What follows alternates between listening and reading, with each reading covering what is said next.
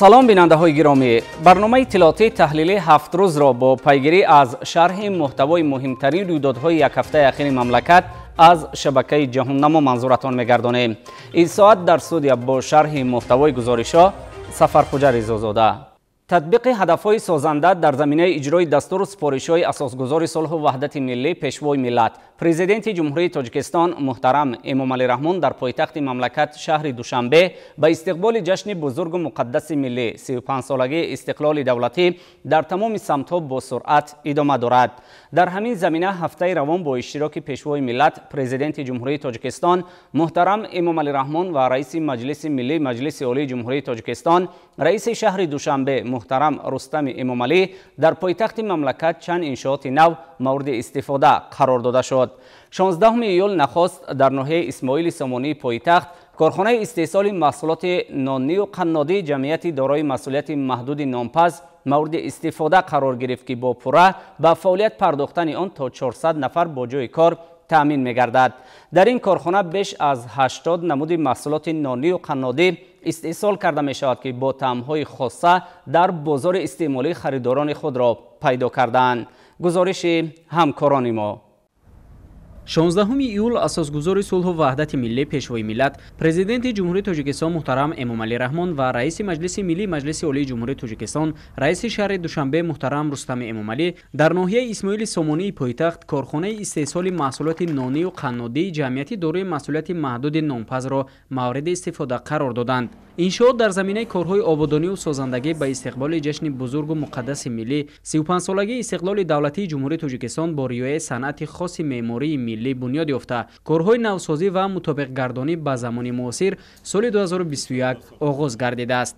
تأکید باید کرد که جمعیت دارای مسئولیت محدود نامپز از سالهای 30 قرن گذشته فعالیت داشت و با پیشرفت زمان و رشد جامعه تمام دستگاه و تجهیزات آن کارناشایم گردیده بود. با دستگیری و هدایت‌های سازنده رهبریت عالی سیاسی کشور، انشاءات پورا نوسازی گردیده، در آن تمام اینفراساختور برای استحصال محصولات نانی و قنادی مهیا گردیده است. سرور دولت محترم امامعلی رحمان ضمن بازدید از شرایط فراهم گردیده و روند استحصالات به تشبثکاران جهت هماهنگی در عملی سازی هدفهای سازنده حکومت کشور اظهار منتداری کرده، اقدام مذکور نمونه عالی دستگیری یافتن سیاست دولت و حکومت در سمت بنیادکاری و سازندگی ارزیابی نمودند. اطلاع داده شد که امروز در کارخانه نامپز بیش از 80 نمود محصولات نانی و قنادی از جمله نان، باتون، باگت، کلچه های قندین، تورت، کرواسان، شیرینی های ورقی و امثال اینها استحصال کرده می شود که با طعم های خاص در بازار استعمالی خریداران خود را پیدا کرده است. اقتدار استحصالی در یک شبانه روز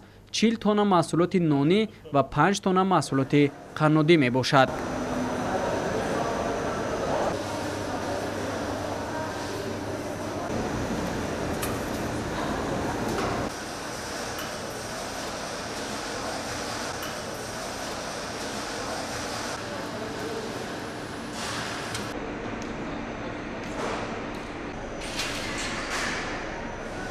تمام دستگاه و تجهیزات نصب شده استحصال نسل نو بوده از دولت‌های آلمان و ایتالیا وارد گردیده است که از جهت ثمراناکی نیروی برق، کم مصرف و بسیار فونکسیونالی می باشند. طور اطلاع داده شد با پورا به استفاده دادن کارخانه نانی و قنادی نامپز تعداد کارمندان از 200 تا 400 نفر رسانیده می شود که در این زمینه اقتدار استحصالی نیز به مراتب زیاد خواهد شد. برای به فروش برآوردن محصولات نهایی در حدود ناحیه‌های پایتخت تشکیل 24 نقطه فروش در نظر داشته شده است و برای انجام خدمت رسانی ماشین‌های خدمتی جلب خواهند شد. مورد ذکر است که نمای ظاهری بنا با اصول‌های نوی معماری بنیاد و چراغان شده است. سن و اطراف کارخانه سبزکاری شده، همچنین راهروهای بیرونی آن و توقفگاه اسفالت پوش گردیده است. کارخانه در مساحت 4800 متر مربع دامن گسترده از جانب صاحبکار جوان عثمان میرزاعلیف بنیاد گردیده است. انشاءات از سیخ‌های علاهیده استحصالی عبارت بوده، حجره‌های راهبریت، محاسبات، فروش، مجلسگاه و آشخانه برای 100 نفر در بینای معموری دو آشیانه جایگیر کرده شده است. سرور دولت محترم امامعلی رحمان ضمن صحبت با کارمندان و مسئولین با آنها جهت بهتر کردن سطح و صفت استحصالات و رقابت‌پذیر نمودن آن دستور و مصلحت‌های مفید داده، با فعالیت پرداختن کارخانه را قدم مهم برای رشد ساحه صنعت در پایتخت ارزیابی نمودند. در نوبت خود کارمندان و مسئولین کارگاه نامپز با پیشوای ملت محترم امامعلی رحمان جهت دستگیری همیشگی و فراهمسازی شرایط سازگار کار و فعالیت اظهار منتداری نموده عهدهدار شدند که منبعد نیز در عملی شوی هدفهای سازنده حکومت کشور در سمت رشد ساحه صنعت سهمی مناسب خود را خواهند گذاشت. 16 ایول اساسگزار صلح و وحدت ملی پیشوای ملت پرزیدنت جمهوری تاجیکستان محترم امامعلی رحمان و رئیس مجلس ملی مجلس عالی جمهوری تاجیکستان رئیس شهر دوشنبه محترم رستم امامعلی در حدود پارک تکنولوژی‌های اینوواسیونی غیرگروه مرحله دوم کارخانه استحصال خلطه‌های پلی‌پروپیلنی پلاته‌های چاپی و فروزانک‌های دیودی جمعیت دارای مسئولیت محدود غیرگروه را مورد بهره برداری قرار دادند. مرحله دوم کارخانه از خطهای ایلاوگی استحصال رشته‌های پلی‌پروپیلنی، دوخت متا، لامیناسیا، صورت‌آفری، برش متا و نصب کلاپن‌های اتوماتیک عبارت بوده امکان می‌دهد که 140 نفر با کار دائمی تامین گردند. اقتدار استحصالی کارخانه از 70 میلیون دانه خلطه‌های پلی‌پروپیلنی تا به 120 میلیون دانه رسانیده شده طلبات بازار داخلی در ساحه‌های صنعت، کشاورزی، کیمیا و غیره پوره با خلطه‌های دارای کلاپن اتوماتیک با تکنولوژی معاصر قانع می‌گردد. 16 ایول اساسگزار صلح و وحدت ملی پیشوای ملت پرزیدنت جمهوری تاجیکستان محترم امامعلی رحمان و رئیس مجلس ملی مجلس عالی جمهوری تاجیکستان رئیس شهر دوشنبه محترم رستم امامعلی در پایتخت مملکت در حدود پارک تکنولوژی‌های اینوواسیونی غیرگروه مرحله دوم کارخانه استحصال خلطه‌های پلی‌پروپیلنی پلاته‌های چاپی و فروزانک‌های دیودی جمعیت دارای مسئولیت محدود غیرگروه را که از جانب صاحبکار وطنی اکبر اسدالله بنیاد شده است مورد بهره برداری قرار دادند. ضمن بازدید به سرور دولت اطلاع دادند که مرحله دوم کارخانه استحصال محصولات پلی‌پروپیلنی در اساس تکنولوژی معاصر صحوی شرکت‌های پیشقدم جهانی فعالیت می‌نماید. تجهیزات کارخانه از شرکت استرلینگر استریا خریداری گردیده در آسیای مرکزی فعلا یگانه به حساب می‌رود. یادآور می‌شویم که مرحله اول کارخانه مذکور سال 2020 از طرف پرزیدنت جمهوری تاجیکستان پیشوای ملت محترم امامعلی رحمان و رئیس شهر دوشنبه محترم رستم امامعلی افتتاح گردیده بود. مرحله دوم کارخانه از خطهای ایلاوگی استحصال رشته‌های پلی‌پروپیلنی، دوخت متا، لامیناسیا، صورت‌آفری، برش متا و نصب کلاپن‌های اتوماتیک عبارت بوده امکان می‌دهد که 140 نفر به کار دائمی تامین گردند. موافق نقشه در آینده نزدیک شماره کارگران به 600 نفر رسانیده می‌شود. اقتدار استحصالی کارخانه از 70 میلیون دانه خلطه‌های پلی‌پروپیلنی تا به 120 میلیون دانه رسانیده شده. طلبات بازار داخلی در ساحه‌های صنعت، کشاورزی، کیمیا و غیره پوره با خلطه‌های دارای کلاپن اتوماتیک با تکنولوژی اینوواسیونی قانع می‌گردد. وابسته از محصولات بارپیچانی خارجی برطرف می‌شود. همزمان با افزایش بخشیدن حجم استحصال صادرات محصولات وطنی به راه مانده می‌شود. نصب تکنولوژی معاصر امکان می‌دهد که کارخانه به پرتو فعالیت نموده باقی مانده اشیاء کارکرد شده با دیگر کارخانه‌های صنعتی برای استحصال نامگوی دیگر محصولات صنعتی روانه کرده شود. غیر از خلطه‌های برای سمنت همچنین شرکت غیرگروه طبق فرمایش امکان دارد که تولید خلطه‌های پلی‌پروپیلنی آرد دیگر نامگوی محصولات غذایی و محصولات کیمیاوی را به راه ماند. تمام مرحله‌های استحصالی خلطه‌های پلی‌پروپیلنی شروع از کارکرد اشیاء خام تا استحصال محصولات نهایی و رنگ و آرایش آن در خود کارخانه نوتأسیس راه اندازی گردیده است. پرزیدنت کشور ضمن بازدید به فعالیت استحصالی کارخانه و اقدام صاحبکار وطنی بهای بلند داده با آنها جهت نظارت صفت و تولید محصولات رقابت پذیر دستور و مصلحت‌های مفید دادند. همچنین در همین جا پیشوای ملت محترم امامعلی رحمان و رئیس شهر دوشنبه محترم رستم امامعلی با فعالیت کارخانه استحصال پلاته‌های چاپی و فروزانک‌های دیودی آغاز رسمی بخشیده با روند استحصالات شناس شدند. تجهیزات و تکنولوژی نو و اینوواسیونی از جمهوری کره، جمهوری مردمی چین و ژاپن خریداری و به کارخانه وارد گردیده است. کارخانه استحصال فروزانک‌های دیودی و دیگر تجهیزات روشنی دهنده در کشور یگانه بوده در دایره دستور و هدایت‌های سرور دولت محترم امامعلی رحمان در راه تامین صنعتی کنانی با سرعت کشور ساخته شده است. корхонаи истеҳсоли фурӯзонакҳои диодӣ ва платаҳои чопӣ аз хатҳои автоматӣ аз ҳамдигар мустақили платаҳои чопӣ, рангу боркунӣ, насбу васли фурӯзонакҳои диодии мурудшакл, пресс-офарии оҳан, пластмасса барои фурӯзонакҳо ва ғайра иборат мебошад.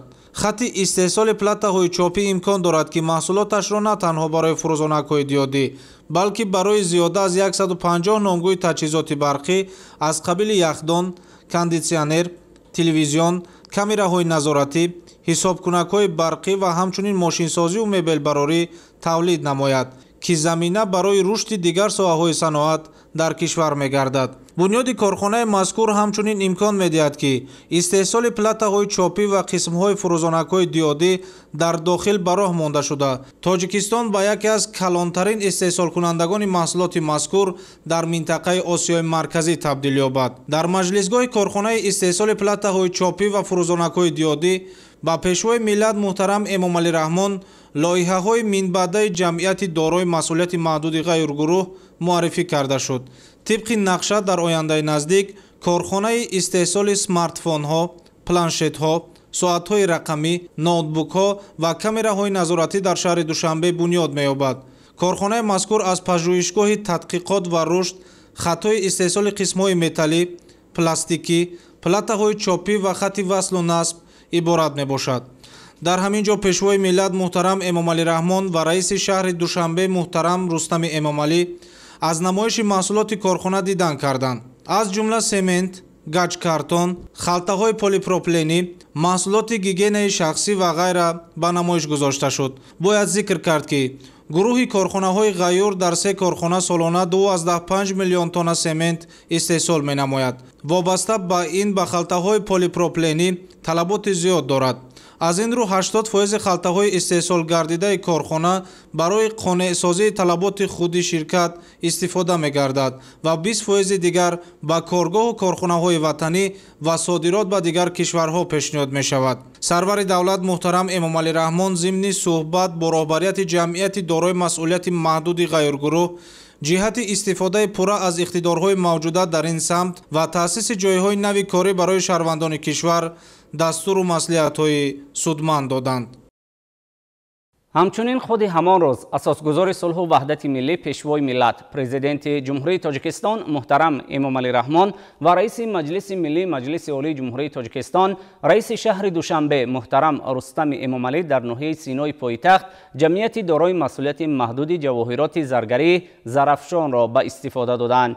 ин иншоот аз коргоҳҳои заргарӣ ва маркази фурӯши тилло иборат буда дар як сол иқтидор дорад то 1 тонна тиллоро коркард намояд. ҳамчунин дар ин рӯз намудҳои гуногуни маҳсулоте ки дар ҷамъияти дорои масъулияти маҳдуди ҷавоҳироти заргарии Зарафшон истеҳсол карда мешавад дар мағозаи корхона муаррифӣ карда шуд. 16 июл асосгузори сулҳу ваҳдати миллӣ пешвои миллат президенти ҷумҳурии Тоҷикистон муҳтарам Эмомалӣ Раҳмон ва раиси маҷлиси миллии маҷлиси олии ҷумҳурии Тоҷикистон раиси шаҳри Душанбе муҳтарам Рустами Эмомалӣ дар ноҳияи Синои пойтахт ҷамъияти дорои масъулияти маҳдуди ҷавоҳироти заргарии Зарафшонро ба истифода доданд. иншооти нави истеҳсолӣ аз коргоҳҳои заргарӣ ва маркази фурӯши тилло иборат буда дар як сол иқтидор дорад то 1 тонна тиллоро коркард намояд. минбаъд намудҳои гуногуни ҷавоҳирот бо истифода аз технологияи муосир дар ҳамин ҷо истеҳсол ва пешниҳоди мизоҷон гардонида мешавад. президенти кишвар муҳтарам Эмомалӣ Раҳмон таъсиси корхонаи нави саноатиро дар шаҳри Душанбе ҷиҳати истихроҷу коркарди металлҳои қиматбаҳо дар дохили кишвар то маҳсулоти ниҳоӣ муҳим арзёбӣ намуданд. бо амалӣ гардонидани ҳадафҳои ҳукумати кишвар аз ҷониби мақомоти иҷроияи ҳокимияти давлатии шаҳри Душанбе дар ҷамъияти дорои масъулияти маҳдуди ҷавоҳироти заргарии Зарафшон тибқи лоиҳа 65 ҷойи навикорӣ таъсис дода шуд. 23 декабри соли 2022 пешвои миллат муҳтарам Эмомалӣ Раҳмон дар паём ба маҷлиси олии ҷумҳурии Тоҷикистон супориш дода буданд ки ҷиҳати таъсиси 4 корхонаи коркарди металлҳои қиматбаҳо то истеҳсоли маҳсулоти ниҳоӣ тадбирҳои зарурӣ андешида шавад. бо иҷрои саривақтии ҳамин супориши роҳбари давлат ҷамъияти дорои масъулияти маҳдуди ҷавоҳироти заргарии Зарафшон дар ҳамкорӣ бо сармоягузорони чин сохта ба истифода дода шуд. корхона аз ҳуҷраҳои рехтагарӣ, буриш, занҷирбофӣ, қолабрезӣ, нақшбандӣ, бастубанд ва дигар коргоҳҳо иборат мебошад. хатҳои нави технологии корхона имкон медиҳад ки ашёи хоми маҳаллӣ то сатҳи ниҳоии коркар ва аз он маҳсулоти зарурӣ мутобиқ ба талаботи бозорҳои байналмилалӣ истеҳсол шавад. намудҳои гуногуни маҳсулоте ки дар ҷамъияти дорои масъулияти маҳдуди ҷавоҳироти заргарии зарафшон истеҳсол карда мешавад дар мағозаи корхона муаррифӣ карда шуд. корхонаи саноатӣ аз ду бинои 2 ва 3 ошёна иборат буда ҳудуди он ки 301-ро ташкил медиҳад чароғон ва сабзкорӣ шудааст. умуман дар ҳамин мавзеъ таъсиси ҳамин гуна 4 корхонаи саноатӣ бо таъсиси 300 ҷойи навикорӣ ба нақша гирифта шудааст. инчунин дар ҳамин рӯз марҳилаи дуюми ҷамъияти дорои масъулияти маҳдуди твият душанбе саноати кӯҳӣ муаррифӣ карда шуд. хати нави технологӣ дар як шабонарӯз иқтидори коркарди 4000 тонна маъданро дошта аз он хокаи тилло истеҳсол карда мешавад. арзиши умумии сохтмони марҳилаи дуюми ҷамъияти дорои масъулияти маҳдуди твият душанбе саноати кӯҳӣ 650 миллион сомониро ташкил намуда дар он таъсиси 600 ҷойи навикорӣ пешбинӣ карда шудааст. 16 июл ҳамчунин асосгузори сулҳу ваҳдати миллӣ пешвои миллат президенти ҷумҳурии Тоҷикистон муҳтарам Эмомалӣ Раҳмон ва раиси маҷлиси миллӣ маҷлиси олии ҷумҳурии Тоҷикистон раиси шаҳри Душанбе муҳтарам Рустами Эмомалӣ дар кӯчаи ҳофизи Шерозии ноҳияи Синои пойтахт бинои тарабхонаи Баҳорфарелро мавриди истифода қарор доданд. бинои тарабхонаи Баҳорфарел аз таххона ва 3 ошёна иборат буда дорои толори калон, уҷраҳои алоҳидаи оилавӣ, нуқтаи фурӯши моҳӣ ва дигар иншооти ёрирасон мебошад. дар тарабхона имкон аст ки дар як вақт ба зиёда аз 500 нафар хизмат расонда шавад. 16 июл асосгузори сулҳу ваҳдати миллӣ пешвои миллат президенти ҷумҳурии Тоҷикистон муҳтарам Эмомалӣ Раҳмон ва раиси маҷлиси миллӣ маҷлиси олии ҷумҳурии Тоҷикистон раиси шаҳри Душанбе муҳтарам Рустами Эмомалӣ дар кӯчаи ҳофизи Шерозии ноҳияи Синои пойтахт бинои тарабхонаи Баҳорфарелро мавриди истифода қарор доданд. иншооти муосири хизматрасонию сайёҳӣ мутобиқи дастуру ҳидоятҳои сарвари давлат муҳтарам Эмомалӣ Раҳмон дар доираи тадбирҳои созандагӣ ба истиқболи ҷашни 35 استقلال دولتی جمهوری تاجیکستان در شهر دوشنبه از جانب صاحبکار وطنی راهبر جمعیت دارای مسئولیت محدود بهار سید محی‌الدین سیفوف بنیاد شده است. یادآور می‌شویم که 10 نوامبر سال 2022 پرزیدنت کشور محترم امامعلی رحمان ضمن افتتاح حوزه ماهی پروری جمعیت دارای مسئولیت محدود بهار در موضع اولوچه‌دره دهات رامت شهر وحدت دستور داده بودند که با استفاده از این امکان در پایتخت کشور نقطه‌های فروش گلماهی و خوراک‌های از آن آماده شده را تأسیس دهند. کارهای ساختمانی و بنیادی در این انشاءات خدمترسانی و سیاحی با جلب متخصصان محلی در مهلت کوتاه با رعایت صنعت خاص معماری ملی و معاصر با صفت بلند به انجام رسانده شده است. بنای طربخانه بهارفرل از تاخانه و 3 آشیانه عبارت بوده دارای 3 تالار کلان، اجراهای علاهیده اولیوی، نقطه فروش ماهی و دیگر انشاءات یاری رسان می باشد. مساحت عمومی انشاءات نزدیک 1 هکتار بوده با افتتاح آن زیاده از 100 جای کاری مهیا گردیده است. در طربخانه امکان است که در یک وقت به زیاده از 500 نفر خدمت رسانیده شود. خوراک ها از ماهی در این طربخانه از طرف آشپزان ماهر آماده می گردد. در طربخانه همچنین دیگر نوع‌های خوراک‌های ملی و اروپایی با طعم و لذت خاص تیار و پیشنهاد میزبان می گردد و به تاکید مسئولان تنها از ماهی نزدیک 20 نوع خوراک و در عموم 100 نوع غذا و خورش‌ها آماده کرده می شود. در نقطه فروش طربخانه ماهی زنده، دودپز، تخم ماهی، گوشت پرنده استحصال خودی و چاروا به فروش برآورده شده است. تاکید گردید که تاجیکستان با طبیعت بهشت‌آسای کوهسار، ترما و پیریخ‌ها و رودهای شوخ سرداب امکان دارد که از جهت استحصال و صادرات گلماهی در جهان در جای اول قرار داشته باشد. طور اطلاع داده شد فعلا اقتدار استحصالی جمعیت دارای مسئولیت محدود بهار در یک سال 200 تن گلماهی بوده در 2 سال آینده در اساس دستور و هدایت‌های سرور دولت این نشان داد تا به 1000 تن رسانده خواهد شد. سرور دولت محترم امامعلی رحمان اثنای شناسایی با شرایط فراهم گردیده در طربخانه تازه بنیاد و مسئولان جهتی در سطح بلند برای ماندن خدمت رسانی به مهمانان و سیاحان داخلی و خارجی و معرفی فرهنگ بلند مهمان نوازی تاجیکانه دستور و سپارش‌های مشخص دادند. اطراف انشاءات با اسلوب خاص گلکاری و سبزکاری شده در صحن آن 3 فواره بنیاد شده است. همچنین برای واسطه‌های نقلیات میزاجان با 140 جای توقفگاه موجود میباشد. شبانه روشنایی بینای طربخانه به حسن این موضع زیبایی خاص ضم مینماید. راهبریت جمعیتی دارای مسئولیت محدود بهار آینده نقشه دارند که در زمینه شرایط خوبی صاحبکاری در کشور باز 2 عدد چنین طربخانه‌های زمانوی را در شهر دوشنبه ساخته به استفاده دهند. پرزیدنت جمهوری تاجیکستان محترم امامعلی رحمان اقدام راهبریت و کارمندان جمعیتی دارای مسئولیت محدود بهار را در سمت رشد ساحه ماهی‌پروری، سیاحی و تأسیس جایهای نوی کاری نمونه ارزیابی کرده به مسئولان دخلدار برای دستگیری همه‌جانبه از این گونه تشبس‌های سازنده دستور و سپارش‌های مشخص دادند. این هفته سامانه پرزیدنت جمهوری تاجیکستان در تهیه نو پیشنهاد استفاده برندگان گردید. سامانه نو cw.president.tg که از جانب متخصصان ورزیده وطنی تهیه گردیده است، از شکل پیشینه خود با طرح زیبا و زمانوی، سرعت بلند و دیگر امکانات معاصر فرق نموده همقدم با دستاوردهای نوترین تکنولوژی‌های اطلاعاتی و کمونیکاسیونی، تامین فوریت، سبکی کار استفاده برندگان و دسترسی آزاد و بی‌واسطه به خبرها از فعالیت پرزیدنت جمهوری تاجیکستان پیشوای ملت محترم امامعلی رحمان می باشد. در سامانه امکانیت‌های نو برای دریافت کردن مواد ضروری فراهم آورده شده است. 17 ایول سامانه نوی اساسگذار صلح و وحدت ملی پیشوای ملت پرزیدنت جمهوری تاجیکستان محترم امامعلی رحمان در تهیه نو به شبکه جهانی اینترنت برآمد.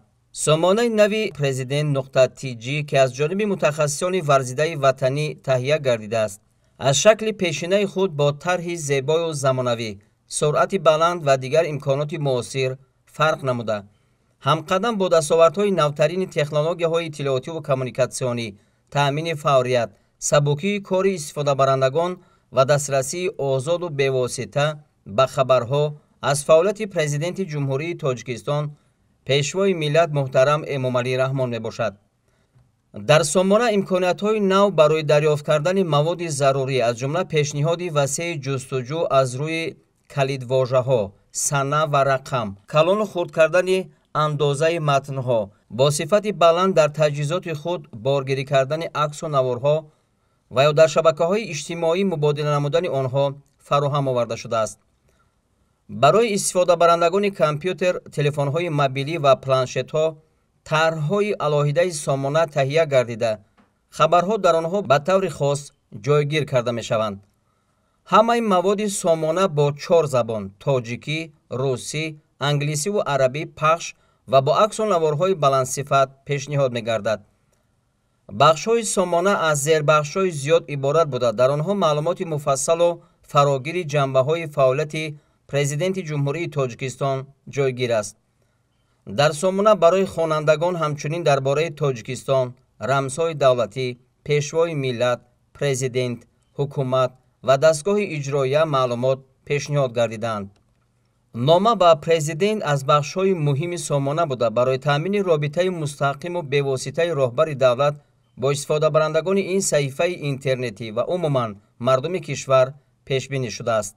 باید یادآور شد که اولین مراتبه سامانه پرزیدنت جمهوری تاجیکستان 5 اکتبر سال 2005 تهیه گردیده سال 2012 نوسازی شده بود.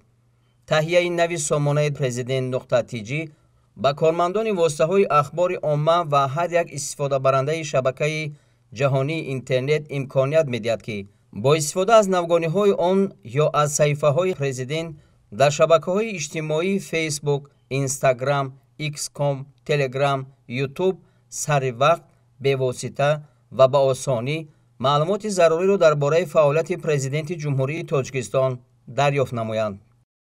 طور تاکید گردید تاجیکستان با طبیعت زیبای کوهستان، ترما و پریخ‌ها، دریاهای شوخ سردآب و تجربه و سابقه غنی ماهی پرورانش دارای همه ظرفیت‌های ضروری در سمت پرورش گلماهی، افزون نمودن شماره پرورشگاه‌ها، نقطه‌های فروش و آماده سازی طعام‌های گوناگون خوش لذت از آن میباشد.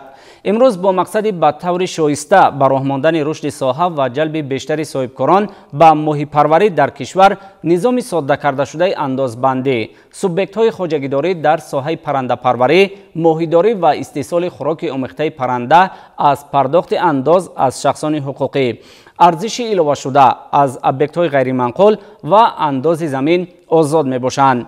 در همین زمینه دستگیری های دولتی و امکانات فراخ طبیعی موجوده در این سمت، ساحه ماهی پروری در مملکت سال از سال رشد داده می شود. حالا اطراف امکانات موجوده در ساحه ماهی پروری و استفاده پرثمر از این شرایط با دیرکتور جمعیت دارای مسئولیت محدود کارپوراسیون ماهی تاجیک سهراب دولتزاده در تماس هستیم. در آغاز می گفتید که در جمهوری تاجیکستان در سمت رشد ساحه ماهی پروری خاصه گلماهی چگونه امکانات موجود است و از آن تا کجا استفاده کرده می شود؟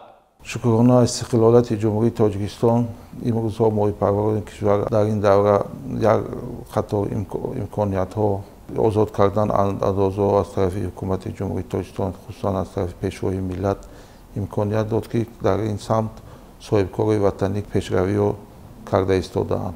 در ساحه گلماهی پروری هم امروز صاحبکارای زیادی میخواهند به این ساحه شغل ببندند و یک خطر خواجگی‌های ماهی پروری کلان هم در مقیاس جمهوری تاجیکستان تشکیل یافتند.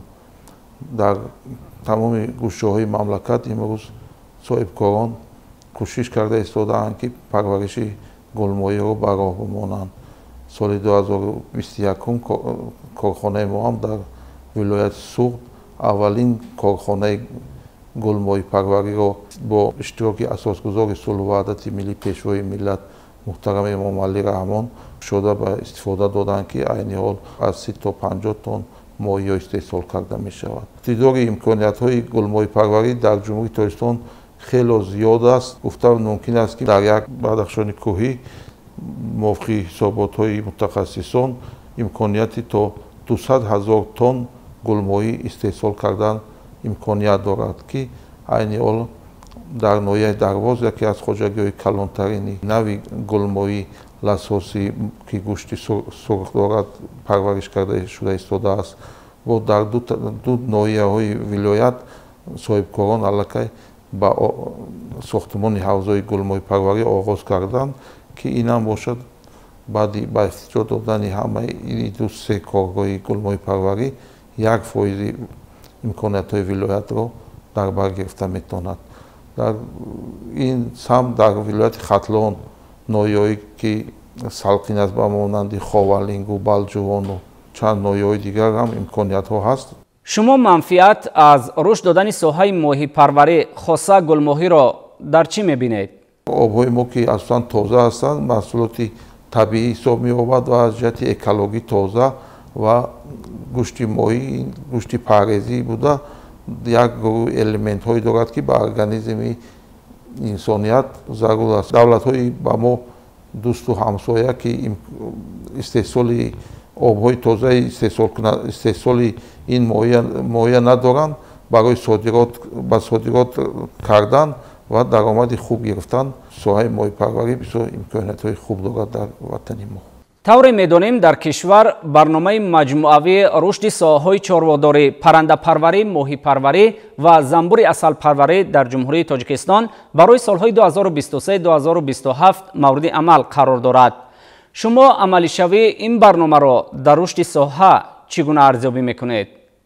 برنامه امکانیت داده ایستاده است که خواجگی‌های ماهی پروری میده برای خود خودی یک خواجگی یک عائله بسیار مفید است و درآمد خوب می‌دهد زیاد شدن و هر سال برنامه امکانیت می‌دهد آن خواجگی‌های خرد را که با وسیع‌تر شوند و به هر یک صاحبکار خرد و میانه ماهیچه‌ای تا 1 ساله داده می‌شود که تا که پرورش و هوس این صاحبکاران نسبت این کار زیاد شود که از جهت اقتصادی به او صاحبکار فایده زیاد می‌آورد. اگر در یک ساطح زمین اگر که صاحبکار چی نمودی محصولات کشاورزی پرورش کند از 3-4 هزار سامان زیاد درآمد گرفته نمیتواند، لیکن در یک ساطح اگر ماهی پروری کند дар як сол имконияти то 20,000 сомон даромад гирифтанро пайдо мекунад. дар сатҳи гулмоӣ имрӯзо дар ҳудуди ҷумҳурӣ зиёда аз 25 то 26 хоҷагиҳои гулмоҳипарварӣ хурду калон фаъолият карда истодаанд. баробари зиёд шудани истеҳсоли гулмоӣ орзу дорем ки корхонаҳои логистикӣ зиёд шаванд ки барои ба содирот баровардани маҳсулоти истеҳсолкардаи моҳипарварон як саҳми худро гузоранд. ба мисоли корхонаҳои давлатие ки ба содирот машғул ҳастанд ба ҳамин соҳибкорҳо ёрдами беғаразонаи худро расонанд. бинандаҳои гиромӣ таъкид кардан ба маврид аст ки 60% обҳои осиёи марказӣ аз ҷумҳурии тоҷикистон сарчашма мегиранд ва ба гуфти коршиносони соҳа аз ин миқдор об ба ҳисоби камтарин имкони дар як сол дар тоҷикистон то 200 000 тонна моҳӣ истеҳсол намудан вуҷуд дорад. моҳиҳои истеҳсоли тоҷикистон дар ҷаҳон аз ҷиҳати сифат серхаридор буда бо таму лаззати хосашон таваҷҷӯҳро бештар ҷалб кардааст. тамоси мо бо директори ҷамъияти дорои масъулияти маҳдуди корпоратсияи моҳии тоҷик суҳроб давлатзода. барномаи иттилоотии таҳлилии 7 рӯзро идома медиҳем. татбиқи ҳадафҳои созанда дар заминаи иҷрои нақшаҳои мушаххас ба истиқболи ҷашни 35-солагии истиқлоли давлатии ҷумҳурии тоҷикистон баробари мусоидат ба такмили инфраструктури соҳаҳои гуногун барои таъмини шаҳрвандон бо ҷойи кори доимӣ мусоидати ҷиддӣ мекунад. имрӯзҳо барои истиқболи шоиста аз ин ҷашни бузурги миллӣ раванди бунёдкориҳо дар ҳама шаҳру ноҳияҳои мамлакат бо суръат идома дорад ва сокинон талош бар он доранд ки бо дастовардҳои назаррас 35-солагии истиқлоли давлатиро пазироӣ намоянд. ҳамкорамон бенёмин шарифзода аз ҷараёни созандагиҳо дар ноҳияи абдураҳмони ҷомӣ вилояти хатлон гузориш медиҳад. дар асоси амри президенти ҷумҳурии тоҷикистон асосгузори сулҳу ваҳдати миллӣ пешвои миллат муҳтарам эмомалӣ раҳмон дар баробари вусъат додани корҳои ободонию созандагӣ дар самти сазовор истиқбол намудани ҷашни пуршукӯҳи миллӣ 35-умин солгарди истиқлолияти давлатӣ дар ҳама гӯшаю канори мамлакат корҳои созандагию бунёдкорӣ идома дошта дар ноҳияи абдураҳмони ҷомии вилояти хатлон тибқи нақша чорабиниҳои тасдиқшуда 221 иншооти таъиноташон гуногун сохта мавриди истифода қарор дода мешавад. ба иттилои масъулини шуъбаи меъморӣ ва шаҳрсозии ноҳия ҳама иншоотҳои ба нақша гирифташуда мувофиқи талаботи замон буда шаклу навои дохил ва берунаашон миллӣ бунёд мегардад. дар ноҳия тибқи дастури пешвои миллат бинои мақомоти иҷрои ҳокимияти давлатии ноҳия абдураҳмони ҷомӣ дар ошонаи сеюм сохтмон ба маром идома дорад ва бинои панҷошонаи хизматчиёни давлатӣ ба пуррагӣ сохтмон ба итмом расид ва дар рӯзҳои наздик онро ба истифода медиҳем. ва инчунин қасри фарҳанги ноҳияи абдураҳмони ҷомӣ дар асоси дирексияи сохтмонӣ назди президенти ҷумҳурии тоҷикистон бо маром идома дорад ки 80% он дар ҳолати анҷомёбӣ аст. иншоотҳое ки бахшида ба ҷашни 35-солагӣ ба нақша гирифтагим аз тарафи ҳукумати ҷумҳурии тоҷикистон, вилояти хатлон ва худи ҳукумати ноҳияи абдураҳмони ҷомӣ ва ҷалби соҳибкорон ва саховатмандони ноҳия ҷалбашон ҳастанд ва корҳо идома доранд.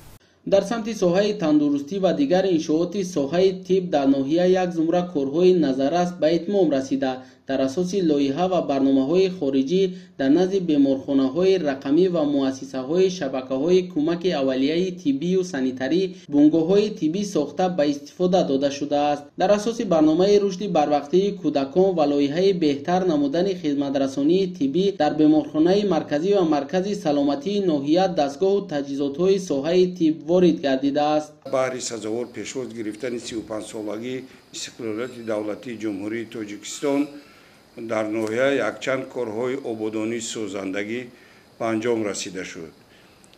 тибқи ин нақша дар 2 соли гузашта дар ноҳия зиёда аз 7 маркази саломатии деҳотӣ бо дастгирии вазорати тандурустӣ ва ҳифзи иҷтимоии ҷумҳурии тоҷикистон лоиҳаи беҳтар кардани хизматрасонии тиббӣ дар деҳот таъмир карда шуда аз тарафи вазорати тандурустӣ ва ҳифзи иҷтимоии аҳолии ҷумҳурии тоҷикистон дастгоҳҳои нави замонавӣ تامین کرده شدند. در برابر بنیاد گردیدن انشاءات‌های اجتماعی و فرهنگی در سمت تعمیر راه‌های محلی و راه‌های جمهوریوی و بین‌المللی در ناحیه از طرف وزارت نقلیات کشور و دستگیری صاحبکاران و شخصان سخاوتپیشه و دیرکسیای ساختمانی انشاءات نزد دستگاه اجرایی پرزیدنت کشور یک زمره کارهای ضروری به انجام رسانیده شده است. نقشه از کلی ماشین‌گذار که در راه رودکی یوان عبدالرحمن جامی کیلومتر 77 600 میباشد.